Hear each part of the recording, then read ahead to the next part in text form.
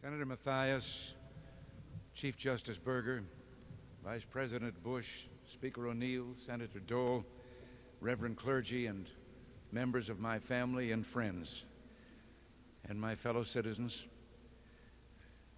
this day has been made brighter with the presence here of one who for a time has been absent, Senator John Stennis. God bless you and welcome back.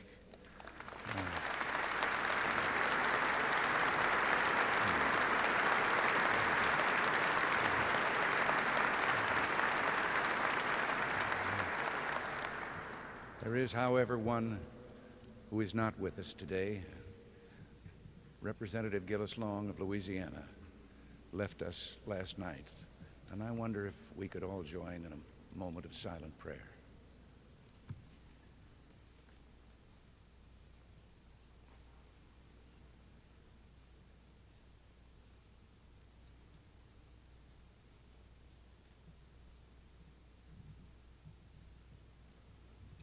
Amen. There are no words adequate to express my thanks for the great honor that you've bestowed on me. I'll do my utmost to be deserving of your trust.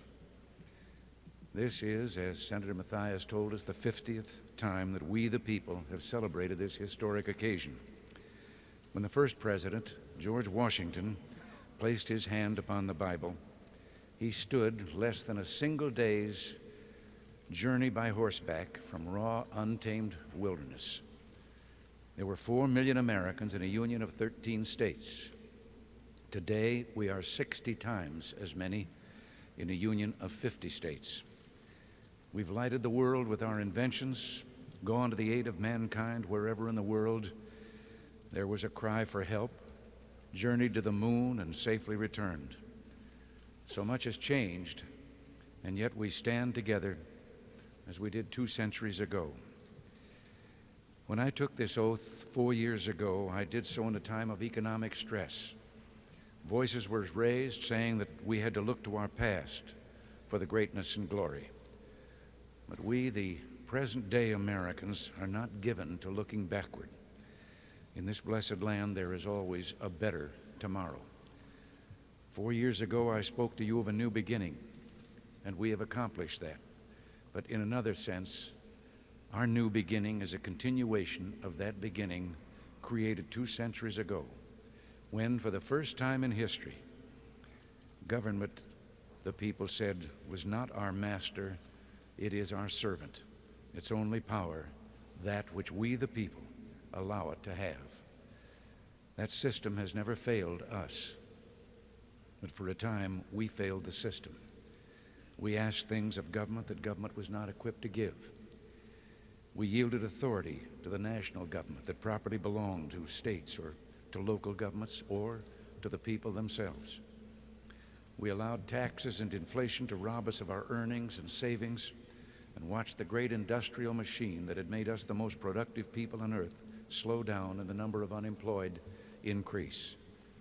By 1980, we knew it was time to renew our faith, to strive with all our strength toward the ultimate in individual freedom consistent with an orderly society.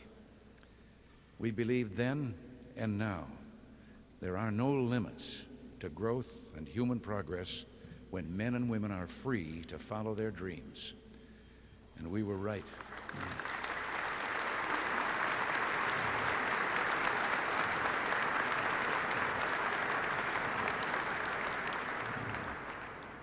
And we were right to believe that. Tax rates have been reduced, inflation cut dramatically, and more people are employed than ever before in our history. We are creating a nation once again, vibrant, robust, and alive. But there are many mountains yet to climb. We will not rest until every American enjoys the fullness of freedom, dignity, and opportunity as our birthright. It is our birthright as citizens of this great republic. And if we meet this challenge, these will be years when Americans have restored their confidence and tradition of progress, when our values of faith, family, work, and neighborhood were restated for a modern age, when our economy was finally freed from government's grip, when we made sincere efforts at meaningful arms reductions, and by rebuilding our defenses, our economy, and developing new technologies, helped preserve peace in a troubled world. When America courageously supported the struggle for individual liberty, self-government, and free enterprise throughout the world, and turned the tide of history away from totalitarian darkness and into the warm sunlight of human freedom.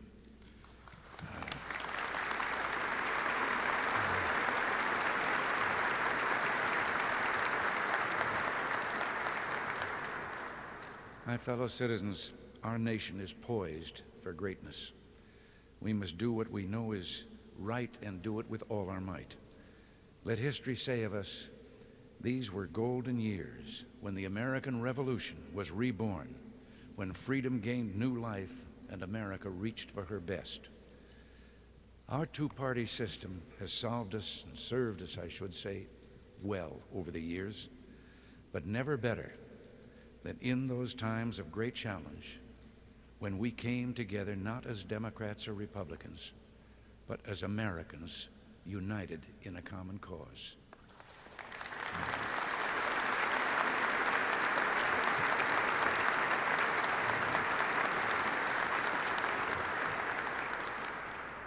Two of our founding fathers, a Boston lawyer named Adams and a Virginia planter named Jefferson, members of that remarkable group who met in Independence Hall and dared to think they could start the world over again, left us an important lesson. They had become, in the years then in government, bitter political rivals in the presidential election of 1800. And then years later, when both were retired and age had softened their anger, they began to speak to each other again through letters. A bond was reestablished between those two who had helped create this government of ours.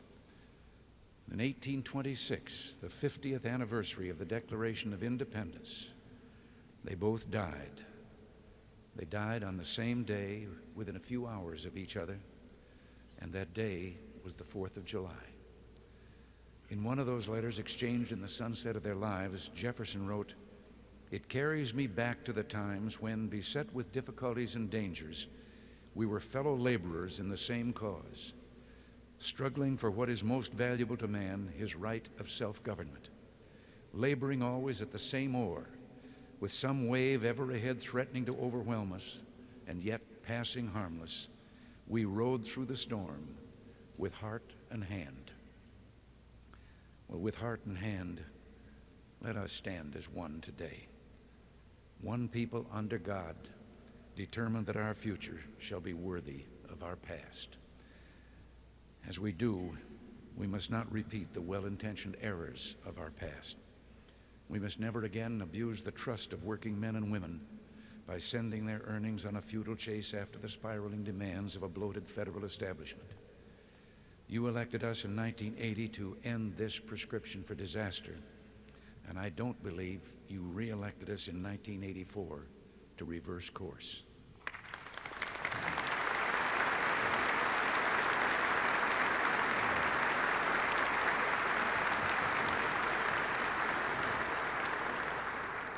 At the heart of our efforts is one idea vindicated by 25 straight months of economic growth. Freedom and incentives unleash the drive and entrepreneurial genius that are the core of human progress. We have begun to increase the rewards for work, savings, and investment, reduce the increase in the cost and size of government and its interference in people's lives. We must simplify our tax system, make it more fair, and bring the rates down for all who work and earn. We must think anew and move with a new boldness so every American who seeks work can find work, so the least among us shall have an equal chance to achieve the greatest things, to be heroes who heal our sick, feed the hungry, protect peace among nations, and leave this world a better place. The time has come for a new American emancipation, a great national drive to tear down economic barriers and liberate the spirit of enterprise in the most distressed areas of our country. My friends, together we can do this, and do it we must, so help me God. From new freedom will spring new opportunities for growth, a more productive, fulfilled, and united people, and a stronger America. An America that will lead the technological revolution and also open its mind and heart and soul to the treasures of literature, music, and poetry, and the values of faith, courage, and love. A dynamic economy with more citizens working and paying taxes will be our strongest tool to bring down budget deficits. But an almost unbroken 50 years of deficit spending has finally brought us to a time of reckoning. We've come to a turning point, a moment for hard decisions. I have asked the Cabinet and my staff a question, and now I put the same question to all of you. If not us, who? And if not now, when? It must be done by all of us. Going forward with a program aimed at reaching a balanced budget, we can then begin reducing the national debt. I will shortly submit a budget to the Congress aimed at freezing government program spending for the next year. Beyond this, we must take further steps to permanently control government's power to tax and spend. We must act now to protect future generations from government's desire to spend its citizens' money and tax them into servitude when the bills come due. Let us make it unconstitutional for the federal government to spend more than the federal government takes in.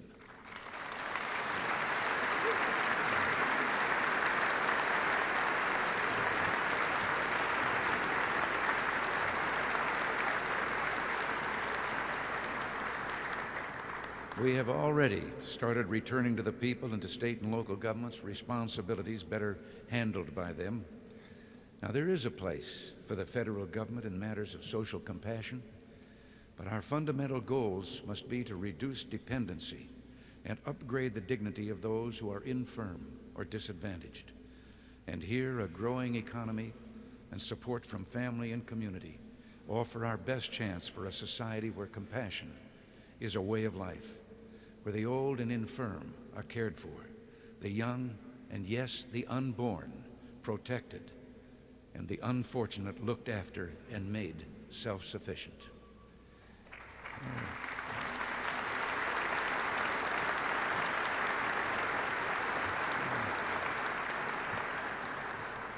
Now, there is another area where the federal government can play a part.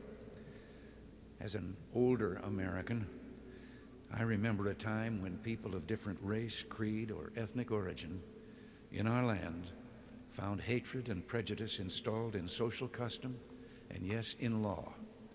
There's no story more heartening in our history than the progress that we've made toward the brotherhood of man that God intended for us. Let us resolve there will be no turning back or hesitation on the road to an America rich in dignity and abundant with opportunity for all our citizens.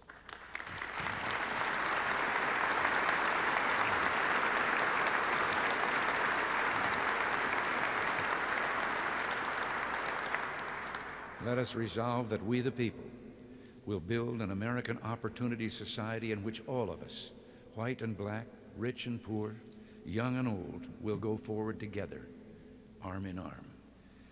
Again, let us remember that though our heritage is one of bloodlines from every corner of the earth, we are all Americans pledged to carry on this last best hope of man on earth.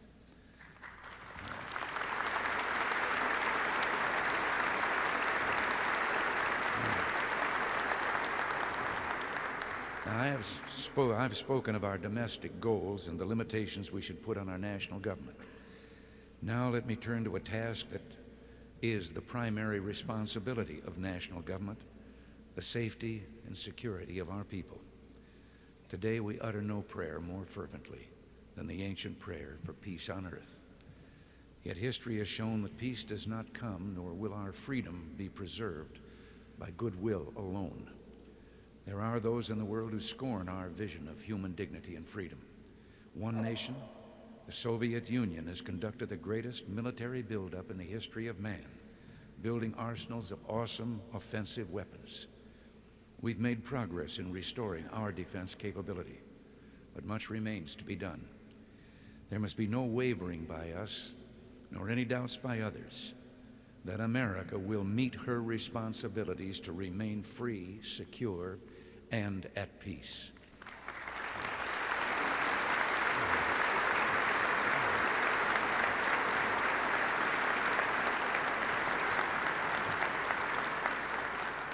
There is only one way safely and legitimately to reduce the cost of national security, and that is to reduce the need for it. And this we're trying to do in negotiations with the Soviet Union. We're not just discussing limits on a further increase of nuclear weapons. We seek instead to reduce their number. We seek the total elimination one day of nuclear weapons from the face of the earth.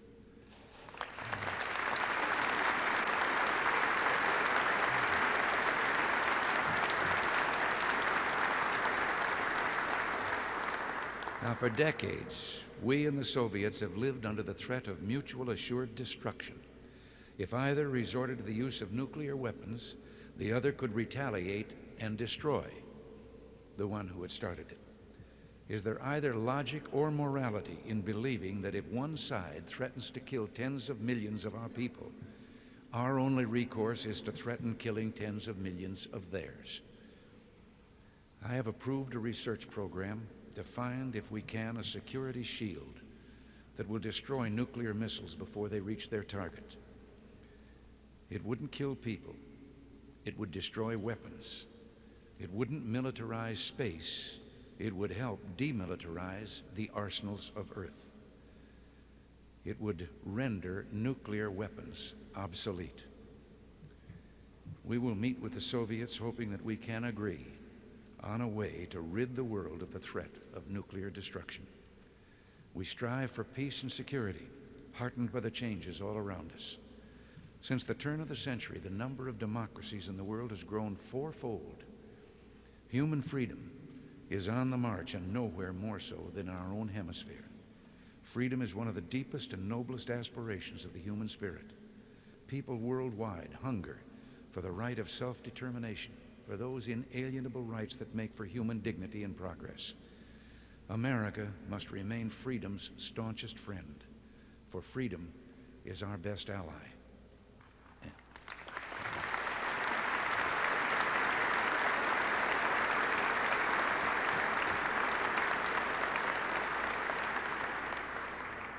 And it is the world's only hope to conquer poverty and preserve peace. Every blow we inflict against poverty will be a blow against its dark allies of oppression and war. Every victory for human freedom will be a victory for world peace. So we go forward today, a nation still mighty in its youth and powerful in its purpose. With our alliances strengthened, with our economy leading the world to a new age of economic expansion, we look to a future rich in possibilities. And all of this is because we worked and acted together, not as members of political parties, but as Americans. My friends, we live in a world that's lit by lightning. So much is changing and will change, but so much endures and transcends time. History is a ribbon always unfurling. History is a journey. And as we continue our journey, we think of those who traveled before us. We stand again at the steps of this symbol of our democracy, or we would have been standing at the steps if it hadn't gotten so cold. Now we're standing inside this symbol of our democracy. And we see and hear again the echoes of our past. A general falls to his knees in the hard snow of Valley Forge. A lonely president paces the darkened halls and ponders his struggle to preserve the Union. The men of the Alamo call out encouragement to each other. A settler pushes west and sings a song, and the song echoes out forever and fills the unknowing air. It is the American sound. It is hopeful, big-hearted, idealistic, daring, decent, and fair. That's our heritage. That's our song. We sing it still. For all our problems, our differences, we are together as of old. We raise our voices to the God who is the author of this most tender music. And may he continue to hold us close as we fill the world with our sound in unity, affection, and love. One people, under God, dedicated to the dream of freedom that he has placed in the human heart, called upon now to pass that dream on to a waiting and a hopeful world. God bless you, and may God bless America.